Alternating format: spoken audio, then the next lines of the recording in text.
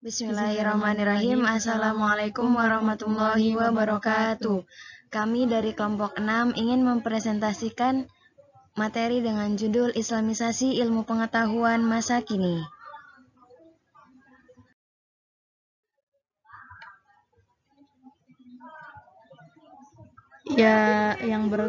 Yang beranggotakan Siva Rizky, Sri Devi, Siti Fadila Yasmin, Sundari Fortuna, Siti Musalma, dan Syu'la Amelia.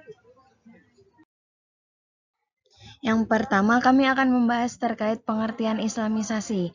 Secara umum, pembebasan manusia dari tradisi magis, mitologis, animistis, kultur nasional yang bertentangan dengan Islam dan dari belenggu paham sekuler terhadap pemikiran dan bahasa. Dan pengertian Islamisasi secara epistemologis, Islamisasi ini berkaitan dengan pembebasan akal manusia dari keraguan, prasangka, dan argumentasi kosong menuju pencapaian keyakinan dan kebenaran mengenai realitas, spiritual, penalaran, dan material. Proses Islamisasi ilmu pengetahuan masa kini. Yang pertama, pemisahan elemen-elemen dan konsep-konsep kunci yang membentuk kebudayaan dan peradaban Barat. Yang kedua, pemasukan elemen-elemen Islam dan konsep-konsep kunci ke dalam setiap cabang ilmu pengetahuan masa kini dan relevan.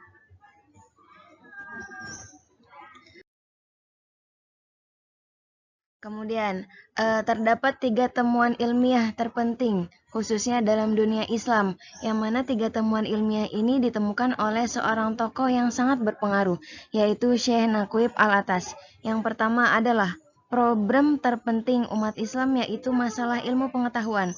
Kemudian, ilmu pengetahuan modern itu tidak bebas nilai atau netral dari pengaruh kebudayaan Barat. Kemudian yang ketiga, dengan demikian umat Islam perlu mengislamkan ilmu pengetahuan masa kini.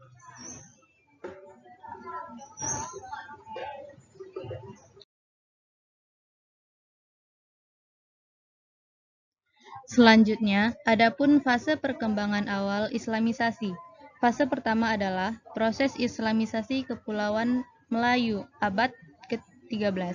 Dan fase kedua, penafsiran agama secara umum ditandai dengan dominasi tasawuf dan kalam pada abad 15 hingga akhir abad 18. Dan fase ketiga adalah proses Islamisasi adalah kelanjutan dari fase kedua.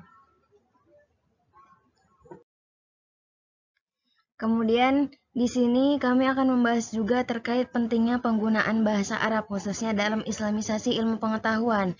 Peran bahasa itu menduduki posisi sentral dalam konsepsi Islamisasi karena didasarkan pada kekhususan sifat bahasa Arab tersendiri sebagai instrumen wahyu terakhir dari Allah Subhanahu wa taala.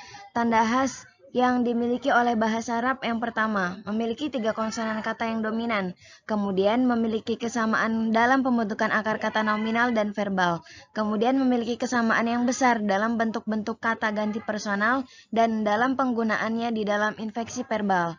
Dan selanjutnya memiliki 2 tenses utama, yang terakhir memiliki kesesuaian dalam susunan dan konstruksi kalimat-kalimatnya yang signifikan.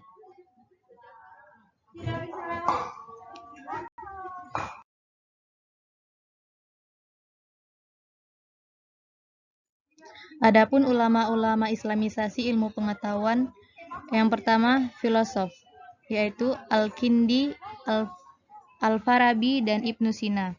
Yang kedua ilmu fikih, yaitu Imam Malik, Abu Hanifah, Syafi'i, dan Ahmad. Dan selanjutnya adalah ilmu hadis, yaitu Muslim dan Bukhari.